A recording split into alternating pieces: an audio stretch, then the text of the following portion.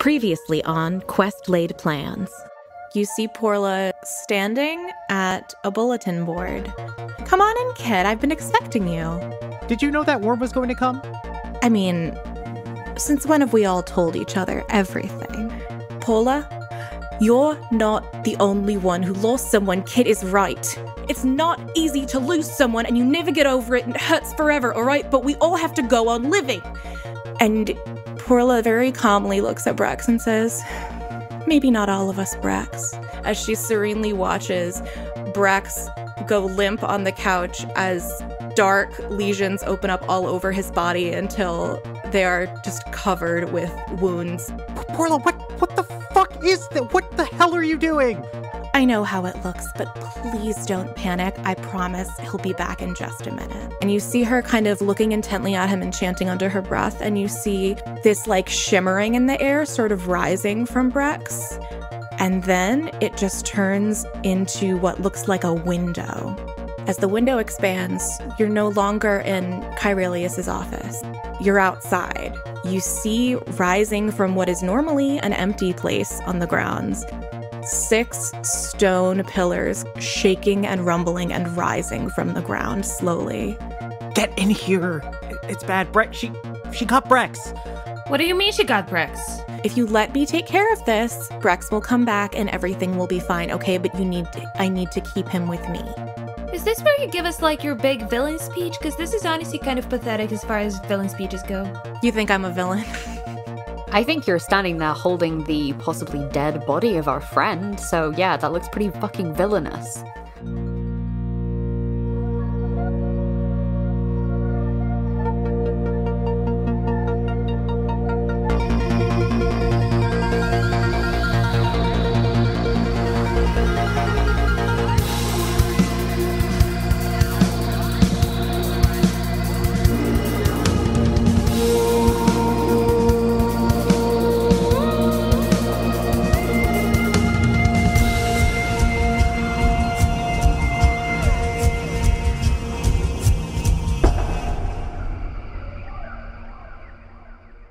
Welcome to Quest Laid Plans, the podcast that asks the question, can an old party learn new tricks? I am your dungeon master, Meghan Kelleher, and with me are 5 troubled but ultimately good-hearted teens who, despite being from completely different high school cliques, bond one day while stuck in detention in the 1980s.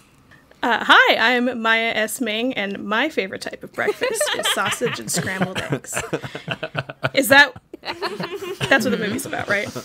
I'm Phil Arevalo playing Kit Marpala, Water Genasi Monk, and definitely a color guard kid who got detention for fucking up a rifle throw and breaking a window. Wow. Wild. Hello, I'm Jesse B. Koehler, playing a human boy, golden boy, just wants to make his dad proud boy, Esther Mithian's sorcerer. Oof. I'm Jamie Hathaway, playing Aveline Yavri Skywatcher, and I only watched The Breakfast Club after Pitch Perfect. Wow. That is upsetting to me. I am like a major a cappella nerd, and even I'm a little upset by that. This is upsetting to me, Neda Marie Valcheva, playing your halfling wizard rogue Naraya. I am currently doing the lipstick trick with the titties as we speak. Can confirm. Yeah. There it is. Oh, wow, they're doing it. It's amazing. Oh, it's happening right now. Wow, such a precise application. Wow. Everyone who can't see Neda's boobs right now is missing out. Yeah, and My mom listens anytime, I to guess. the show. Anyway. Subscribe to our Patreon.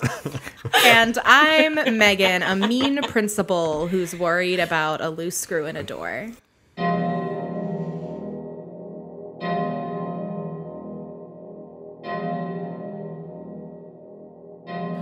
She's gone, Porla. You know, I've never really understood why everybody keeps saying that. It's like... Because it's true. It's true if you believe it's true, but what if you don't believe it's true? Oh, no. I mean, that's delusional. And it stops you from... It stops you from seeing what you have right in front of you. Yeah. Megan, can Windsweep make some kind of history check about the creation of this world? Like, what does she know about the origin of this world? Sure. Listen. In a moment of crisis, I like to think about history. That's a 19. What specifically would you like to know?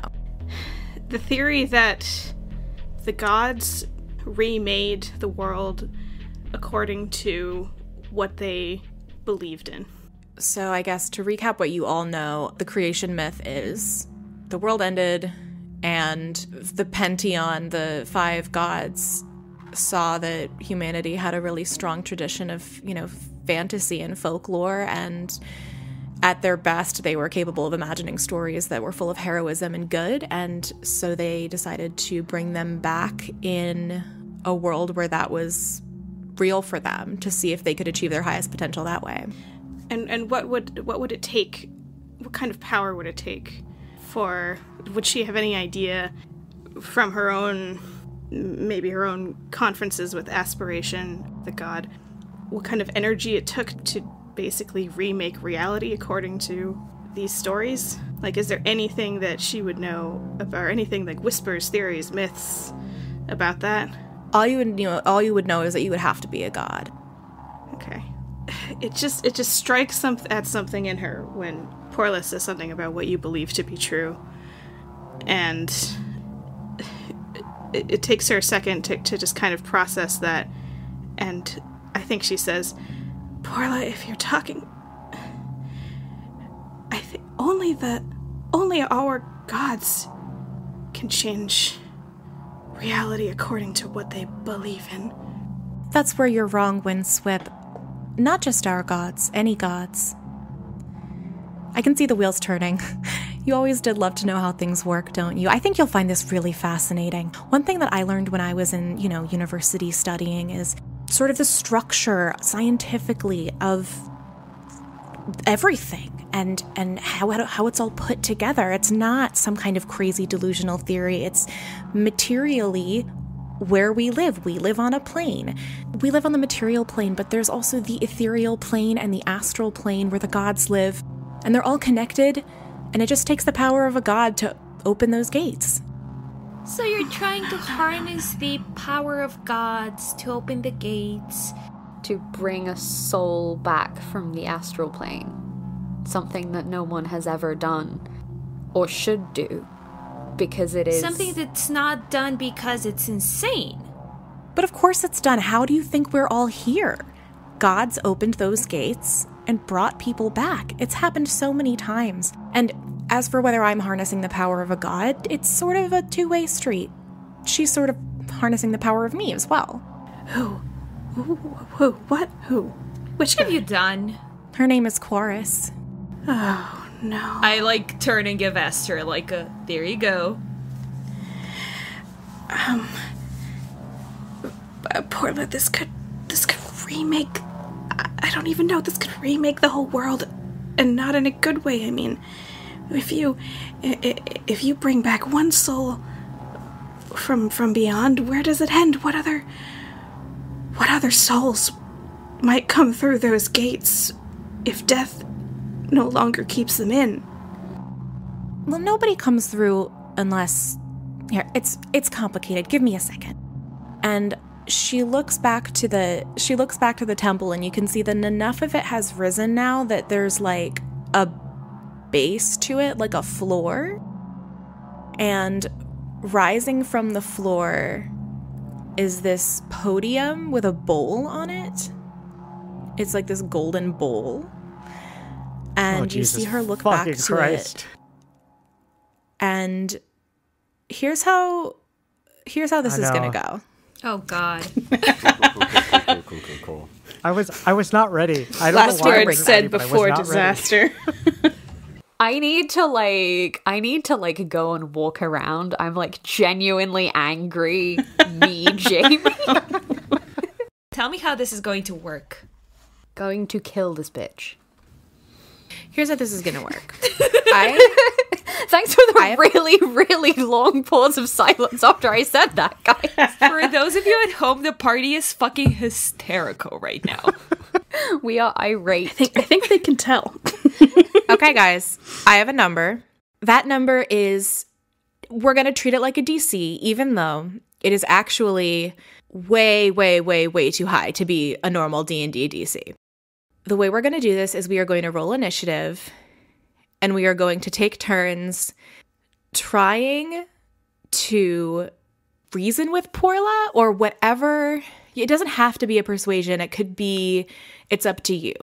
But can it be me persuading her with my fist to her face? rather than, no, it's going to be, you have essentially a limited time. You don't know how limited, but you have a limited time to make your case and do what you need to do to get her to stop walking towards this bowl. And you are going to take turns doing so. It's not like traditional combat where you have like an action and a bonus action and a movement or whatever. You just have one thing you do.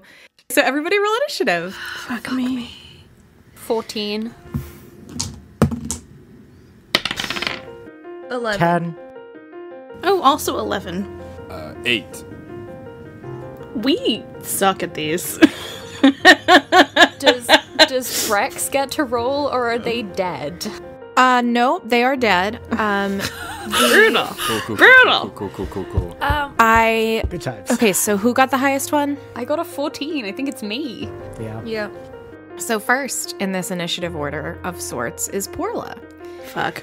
She says, look, I know we haven't had a lot of time to catch up over the years, but I've been studying necromancy, and before you say anything, it's a beautiful school of magic. Not a lot of people know this. It's very, very logical, and it's flexible in a way that no other school of magic is, which is good because you all keep fucking my shit. I originally was going to be able to perform this spell with only a consecrated relic consisting of objects that Khiron had once had. The statue with her armor, and the soul of a blood relative. But of course, Gabriel had to be a fucking idiot and cry. Now he's getting upset about it. So that didn't quite work out. But there's also the option of blood, and unfortunately I wasn't able to get as many sources of blood as I needed. So, well, then I had to go straight towards souls, but, well, I guess that's on me for underestimating your ability to take on my bird friends. So, unfortunately, it did have to come to this with, she gestures down to Brex. But look, the ritual we're creating is beautiful. It's called the Aura of Life. And I'm going to be the vessel. Nothing within 30 feet of me is going to be able to die ever again. I can bring back anything, and it just has to stay with me, and it can't die. Brex will come back, Khiron will come back, we'll all be together. This is very interesting to Aveline, because I have the Aura of Life spell as a druid. And that's not how that works, Paula. That's just not... There's already a spell called Aura of Life. That's what you're telling me? There's already so a spell I called made that Aura name of up, Life. And I guess if it's already called Aura of Life, then I'm going to call mine Super Aura of Life because it's better. Cool. So Super mature Aura of you. of Life. Wow. Well, this is how these things happen, right? The sausage gets made. Apologies to your Aura of Life. I didn't mean to step on any toes. Just watching Jamie try to contemplate how they can possibly reach through the screen and strangle a fictional character on their own. I'm gonna cast Aura of Death on your face, you bitch. It is your turn,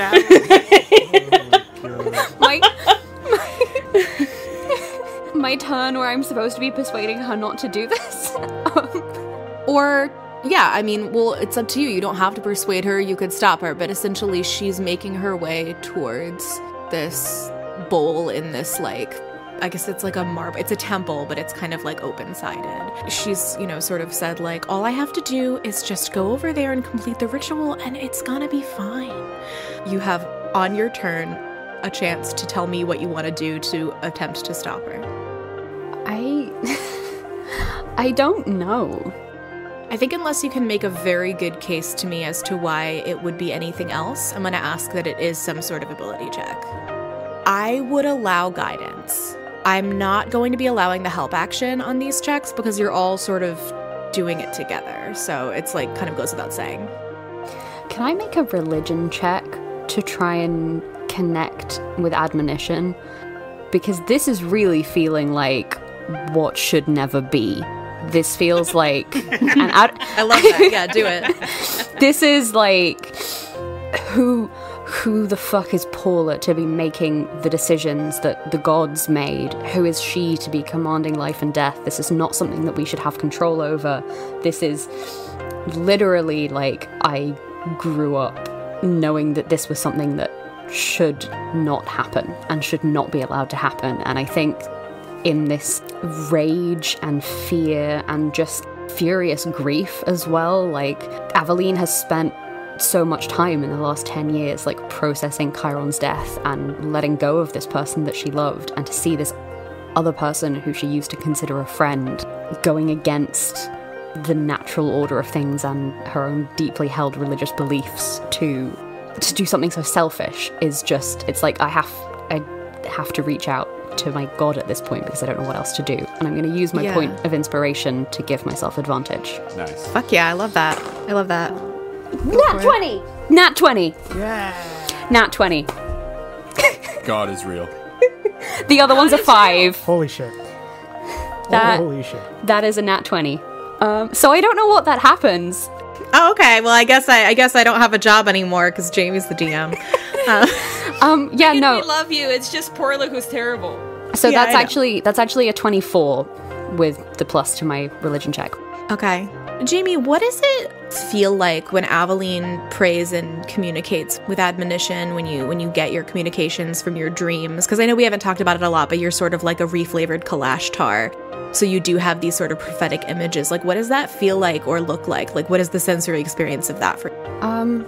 I think it's probably changed quite a lot over the last decade, as Aveline has had this kind of a variety of experiences of losing and then refinding faith. But I think it's, you know, when you close your eyes really, really tight and you kind of see colors a little bit? Yeah. I think it's like that, but the colors turn into fire and then the fire turns into shapes. And that's how the kind of visions come through. So I think it's a kind of like tight, kind of clenched sort of burning. But it doesn't necessarily look like much from the outside because it's all this kind of mental stuff. But it doesn't look... I don't think it looks particularly relaxed or peaceful when she prays. Especially not in this situation. Right. I think what people would probably see from the outside would be you screwing up your face and also probably gritting your teeth really hard like you do when you want to scream or punch someone and you can't. And like fists balled up and like a little bit of smoke coming from somewhere. From her like ears? From her ears ears. and like her fists. Nails digging into palms, smoke coming out instead of blood. Sick. Yeah. You see these colors behind your eyes in the colors of fire morph into the shape of a horse head with 2 horns, and you see admonition so clearly in a way that you very rarely have in your life. You can't remember the last time you saw admonition this clearly. And then you hear a voice, and it says, My child, you know what you must do. This is your time when I need you. This must not be. That's all you hear. And then all of a sudden the fire goes out behind your eyes, and you feel as though you are kicked in the chest by a horse. Wow, beautiful. My God. A blessing. It is a visceral, physical jolt, and you find yourself a little bit shaky, but so clear. Mentally, physically clear, strong, powerful, in a way that you know that you have your God on your side, within you, empowering you to stop that which must not be. And you see Porla see this, and you see her bristle a little bit. And then she clenches her fists, and you see this strange aura coming from her necklace, which the last time you looked at it was during the Remoraz Wraith battle, and you recognized it as her sort of like reliquary of a feather that was supposedly like from Axiom. And you see this feather, And being possessed, I mean, not possessed, like being like, you know, what's the Filled word? with the spirit of Filled with the spirit admonition. of your god. You look at this relic and you realize this is not a godly, holy relic. And this is not a feather of Axiom. It's not even the feather of an owl. It's a feather like you've never seen. You don't know what it is, but it's radiating this very strange, very like sickly yellow light that is now shrouding Porla as she starts sort of shaking herself.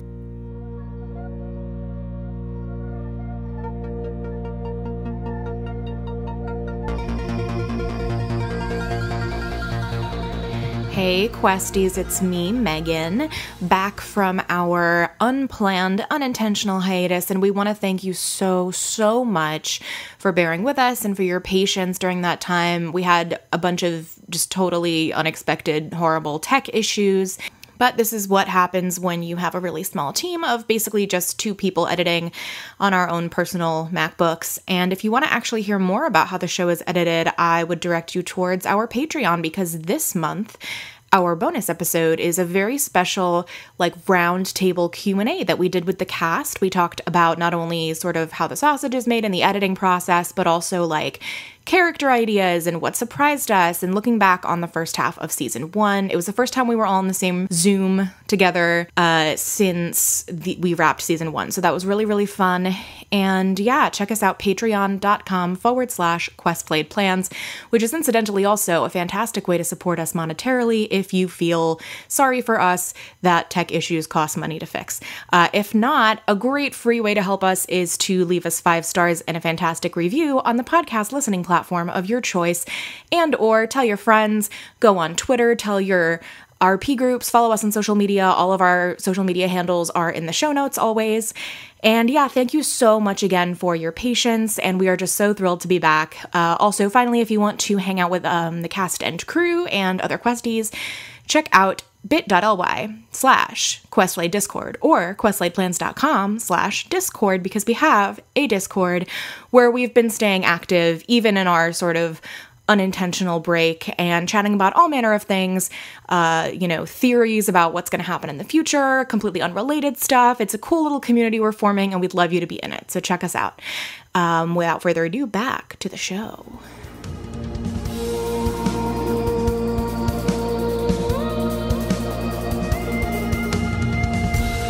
And it is now Naraya's turn. Are we allowed to cast magic? Not at her, just during this. Like, it just depends on what you want to do. All right, tell me how far away she is, if we're assuming that we're walking and she's walking. She's not that, I don't know, like 10, 15 feet. She's making her way towards this temple, not like running, but just like walking with purpose very slowly and kind of dramatically. I would like to Misty step next to her. Sure. If you'd let me. Yeah. I would also like to just prestidigitate just a glow around myself, like I'm backlit. Then I would just like to talk to her. Sure. Is the goal... I'm gonna have you make the roll first before you talk to her. Cool. And I want to know what you want to roll. Are you trying to roll intimidation, I'm assuming? Or? I was gonna let you hear me out and see if it's intimidation or persuasion. I think what I want to do is have you decide ahead of time what you want to do. It's intimidation. Okay. So roll intimidation for me. 18. Oh. 18? Yes. All right. Tell me how you intimidate. I misty step next to her. There's a backlit glow around me. I just start keeping pace with her, looking up to make direct eye contact. And I say, I'm not going to debate the merits of getting a formal education in magic with you.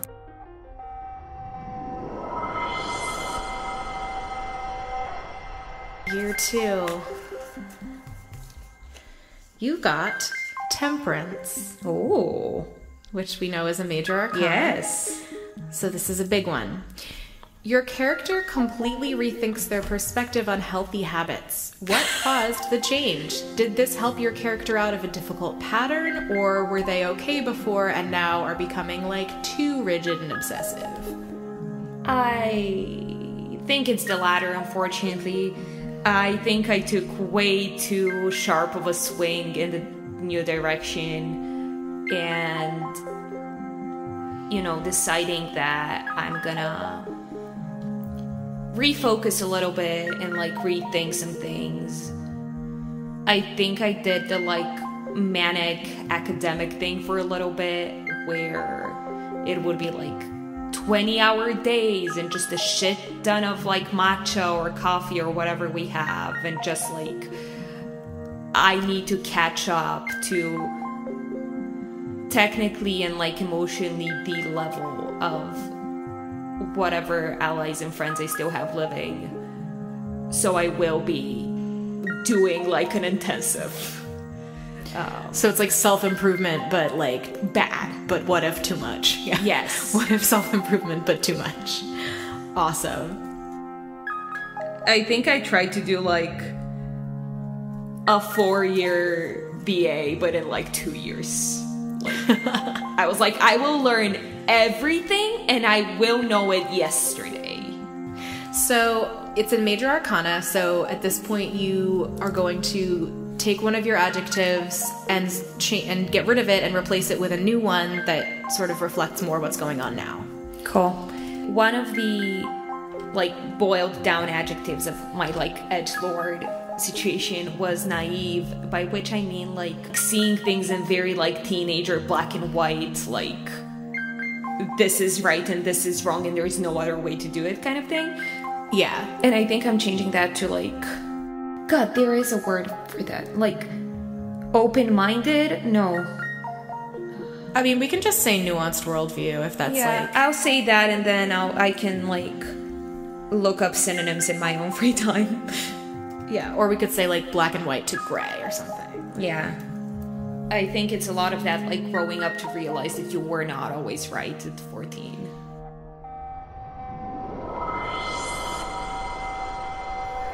Because we've both learned some things, and I'm not here to argue the pros and cons of necromancy, because I think that some of the things you're doing could be exceptionally valid and useful and good. But this is not it.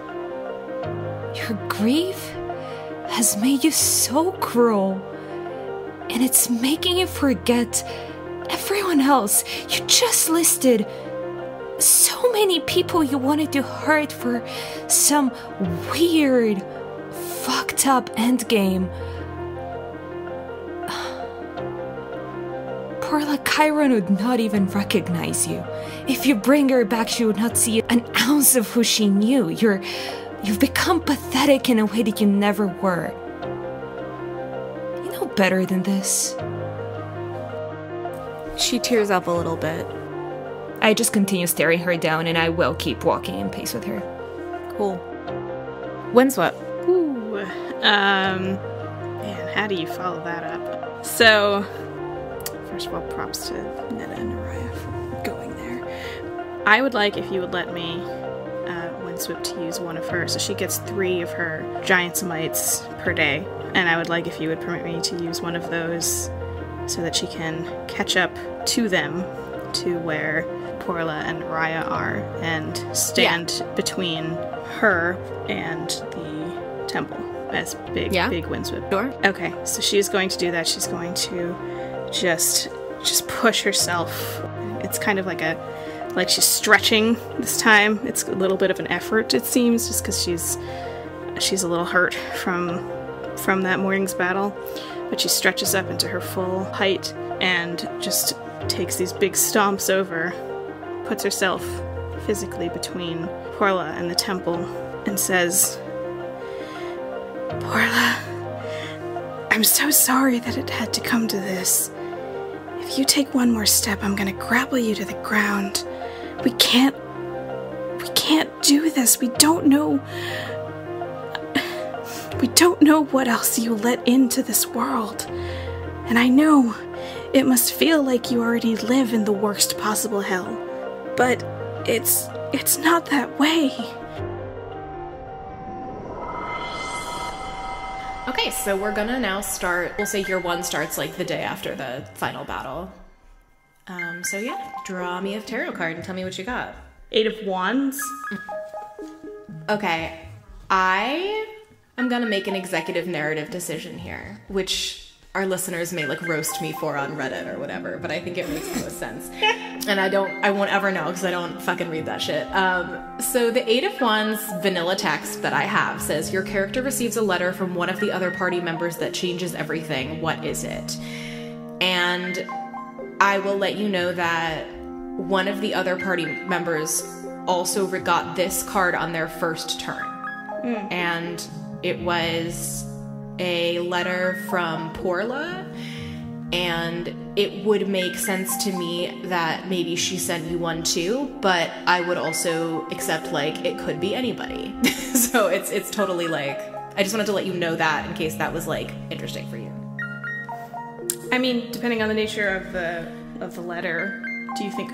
Well, okay, so it was like a basically like a supportive, like, you didn't do as bad as you think you did and I appreciate you kind of letter. I mean, having established how badly that Windsweep actually did, that is very sweet.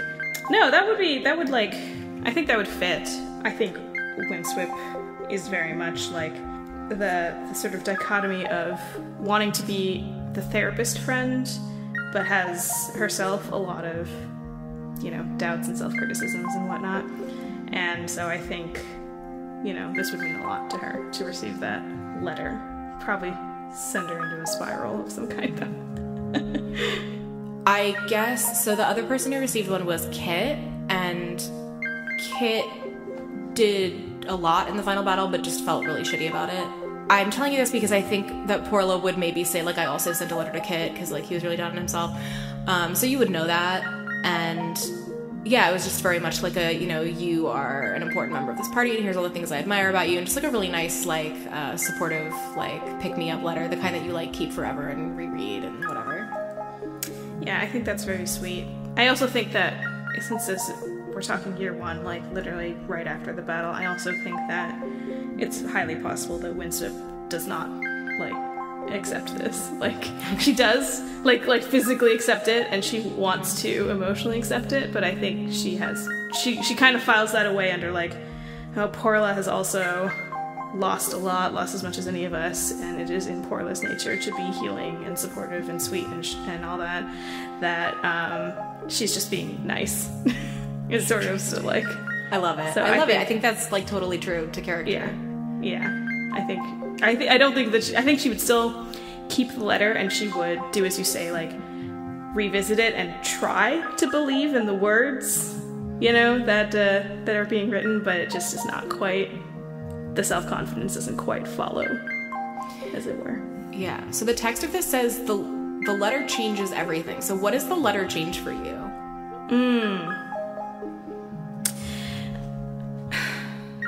I think... So I'm trying not to do a, like, confirmation bias thing here, but I do think it. I was considering that Windsweep, despite trying to make a lot of close connections in the party, would go home or leave and be kind of isolated. So maybe it was that initially she was thinking, oh, I should stay and be here for everyone because we're all suffering, we're all grieving, we need to stay together and get through this together. But maybe after that letter, she kind of reconsiders and, kind of has a cry about it as like, oh God, it's not true, like, and maybe goes off on her own for her own, gets to have her own, like, space. And wherever she goes, whether it's back home or just kind of wandering for a bit, it's more of she's there for longer than she ever meant to be. So she's apart from her friends for longer than she ever intended. Cool. So it had kind of the opposite effect, where it was like, I'm not ready to have anyone be nice to me right now. Yes, yeah. It's like, oh God, like, I can't face the truth of my failure. I can't actually be there for them because I suck. And I'm not fulfilling my role as the therapist friend. I'm doing a bad job. I couldn't protect anybody. I couldn't, do it. And I just need to think about and reflect. And they're better off, without me anyway. So that kind of very like self-indulgent, like, grieving kind of thing. And it could be so much worse. Brex might not come back. Khiron might not even come back in the way that you know her. And who knows how many other people would suffer and sacrifice. Khiron sacrificed herself to save the world, and now you want to screw it up. So I will stop you physically if I have to. Are you making a check, or is... I could. She doesn't have great, but she could try to go persuasion, intimidation. They're the same modifier, but I guess in this case it's a little more intimidate because she's threatening to physically stop her. So we'll see what we get. Not the worst I could have rolled. 15. Okay. Yeah. All right. Natural 16 to 15. She sees the two of you getting emotional, and she looks up at you, Windswip, and is just like, I don't think I can stop it anymore. And you see from her reliquary, this sickly yellow light blasts out and emerges in the form of, first it's like a blob, and then you see a pair of wings, and you just see it kind of morph into what looks like a little yellow pigeon. It's kind of just a gross looking regular bird, and it knew lands that on pigeons her were harbingers of the apocalypse. Yeah, they just want that bread. And it lands on her shoulder, and it reaches up with one of its wings, and it wipes her tears, and you see it whisper into her ear, and you can hear it, and it says, "Don't let them stop you, Porla. You know what you have to do." You're seriously gonna listen to the gross pigeon? Kit, It's not my turn. Oh god. So I assume that I have also been walking, at a distance this whole time. Like we've been sort of keeping the group together. Is that fair to assume? Okay, 2 questions. How far away is the temple? I will say you've probably gotten like 50 feet closer. It's still quite far away. And that's where like the bowl is? Yeah, it's still like rumbling and emerging and shaking the ground. It's just like a really slow thing. I guess what I said before was that you saw like a base emerge, and I think you would have seen the bowl emerge and then the pedestal that it's on, and then like now you're starting to see a base emerge. Okay, so that's still like hella far away. And is the bird still on Porla's shoulder? Yes. Here's what Kit's going to do. Kit is gonna sort of keep his distance. He sees the bird, the fucking trash pigeon, whispering to Porla like you know what you have to do. And I look at Porla and I say, you don't have to listen to that. You know that, right? I know it must be hard. It must have so much power over you, but you have your friends to help you too. And I take out my sling, and I'm going to use all of the attacks that I can to try to ping this bird off of her shoulder. Oh my god, like just little rocks just at this stupid fucking pigeon. Yeah. How many attacks per turn do you get? All right, so I get 2 attacks per turn. I can spend a key point. I have 2 key points left. I can spend 1 to do focused aim, and then because I did that, I can spend another to do a 3rd attack as a bonus action. And what does focused aim get you? It gets me. I can basically use a key point to add to the attack roll. I'm gonna say you can do as many attacks as you would normally be able to do in an action, but no bonus action. Okay, that's fine. Okay, so I get 2 attacks per action. So I will roll the first one with advantage using my inspiration. There we go. So does a 22 hit? Oh my god. Yes, 22 hits. Okay. Imagine the AC of a pigeon. Yes, AC of a pigeon. But it's a pigeon that's also a fucked up dinosaur god, probably. Do you want me to roll damage on these? Let's go, Kit, kill God. Okay, so that's 4 bludgeoning, but also because I have Crusher, I can move it 5 feet. So I'm going to just that first ping, 100% pings it 5 feet away from Porla, away from her. And I can do my second attack? Yes. That's another 22. Yeah, and again. And that is another 4 bludgeoning damage. Okay, so you sling your sling at the bird, at this pigeon made of yellow light, as all pigeons are at the end of the day. And the first one knocks it away from Porla's shoulder. And the second one hits it again. And you see that as the second one makes contact, you see the light explode out into this like starburst of light and dissipate. You see the it sort of burst out into, however many particles of light, and the light sort of swims through the air and makes its way back to the reliquary around Porla's neck. Okay. The power of friendship hits a bird. Exactly.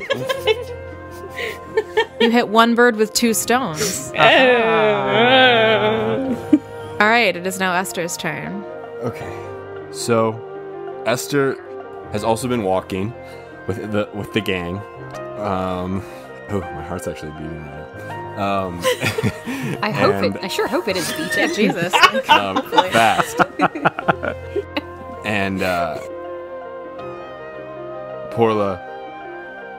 So, I realized that one of the things that's really tough about leaving any school, even if we hadn't been heroes, is that you then just have to start to spend a lot of time by yourself. So I can understand how you would have come to this decision feeling so alone, and that this was the only choice that you could end up making.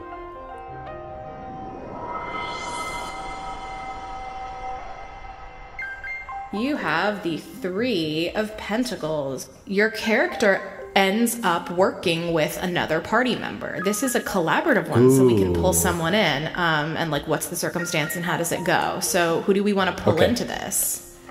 I love this. I think Esther is like, I need advisors. I need like sages. So I think it would be Kit that he would reach out to and be like, you need to come train my mind. Yeah. All right, let's get Phil in here. Okay, so Phil, to catch you up, Esther is in a situation where he had to kind of take on the family business and be in a leadership role. And so I'll let you guys talk it out, but there was this conversation of like, let's bring in Kit because he's a wise person to like help me figure out my new role. Okay. Yeah, so it's, I think maybe Esther hasn't spoken to any of the group in quite a while. I don't know.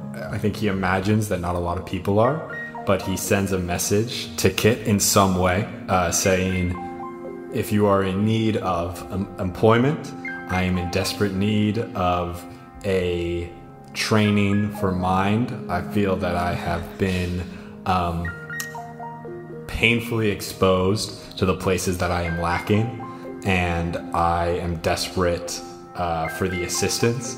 I could pay you close to whatever you would like if you would come and be my essentially life advisor, my life coach, my mind guru for this year.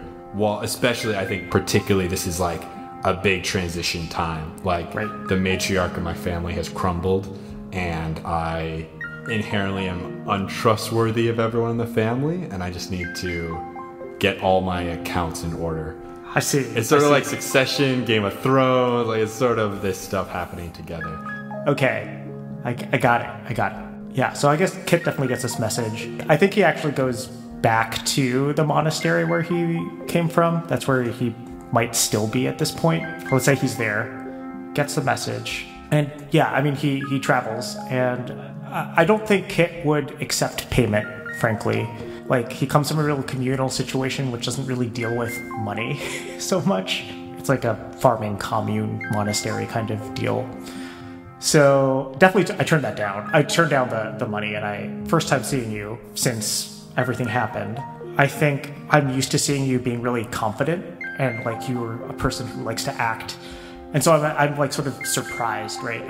I think Kit feels taken aback by this, being like, don't you normally know what to do, right? Like, this is kind of surprising to me. What, and I think I just start by getting a gauge on your feelings. So like, what about this feels really overwhelming for you? I just, in that last fight, I just was throwing everything I had at this thing, and every move of instinct of just go and attack were completely ineffective, and I had no other possible move except from this one move. And since then, it's been 2 years of showing how naive and unprepared I was for any situation that wasn't tailored exactly for my abilities. And I just think that I need to be able to develop myself to read more situations, so I'm not setting myself up for one particular game, but learning how to understand the rules of any game. I see. That makes a lot of sense to me. But before you learn how to read different situations, I think I've learned that it's really important to be able to read yourself first. And I think that's, although it might seem kind of counterintuitive, like you want to feel prepared for everything, I want you to listen to yourself first. And I want you to think really hard about what it is that's scaring you, what it is that makes you feel anxious about all of this. And not really worrying about how you are going to act, but really focusing on what's happening right now. At least that's what my whole tradition is about, and I think I've come to really see the value in that, in not dwelling so much on the past or what's to come. Right. I also think that, like, as that if that conversation was like happening at my like apartment or like house or whatever, right when Kit finished talking, my girlfriend like walked in and was like, well, here's Esther, here's some like cheese and bread, and just like a full like pampering, and Esther just like sunk so deep into his chair. I was like, what are the choices that I have made? Like, just being told to be like, you must listen to yourself, and then immediately he's like, I found another mom and I'm still not doing anything. Because this isn't a major arcana that's giving you like this massive personality shift, my inclination would be that like you internalize this, but like it doesn't change things right away, or like maybe you don't internalize it right away. Like, yeah, there's a lot of degrees of reflection that need to happen with that for it to actually like have a real effect. Yeah, I think Esther is almost like, Kit, what the fuck? Just tell me what to do. Yeah. I don't need to think about myself. I hate myself. I don't need that anymore.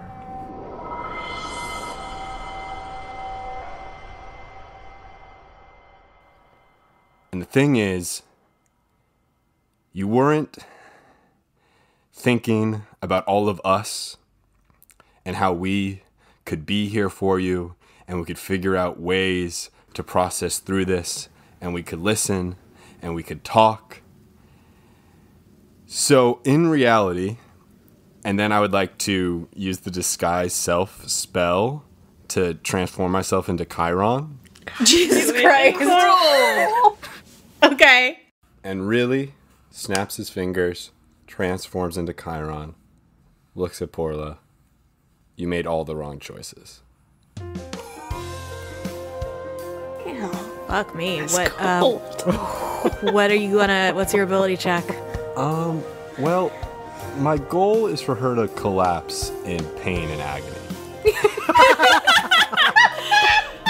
Well, I love it. So, I'm trying.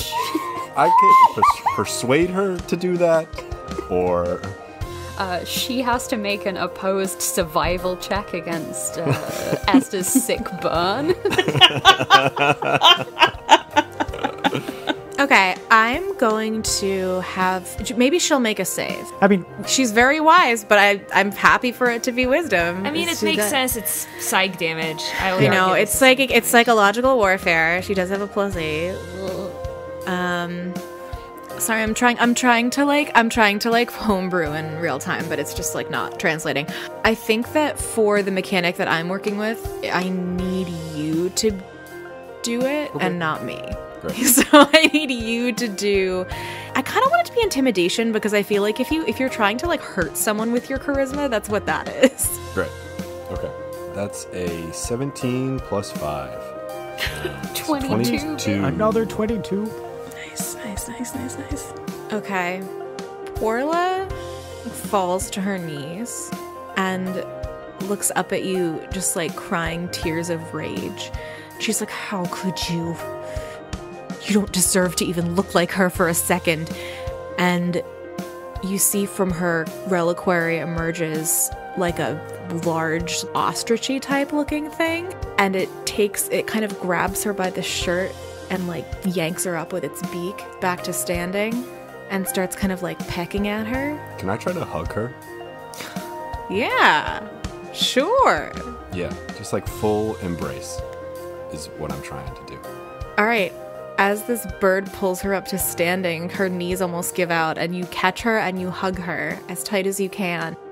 And at first you feel like she's just kind of limp in your arms, and she starts to hug you back. You feel her arms kind of creep around your shoulders, and you feel her kind of just shaking with these heavy sobs. I'm just like stroking her hair, and I'm like, it's okay. It's okay. We can make this okay. Help us make this okay. I told you there's nothing I can do anymore. It doesn't matter if I want to stop it or not. You feel her kind of jerk back from your hug and break away as you realize she's been yanked back by this ostrich made of yellow light.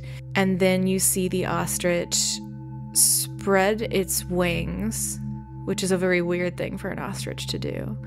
And then you see it transform, you see its shape transform in real time. It gets larger and it transforms into a pterodon, like a pterodactyl type dinosaur.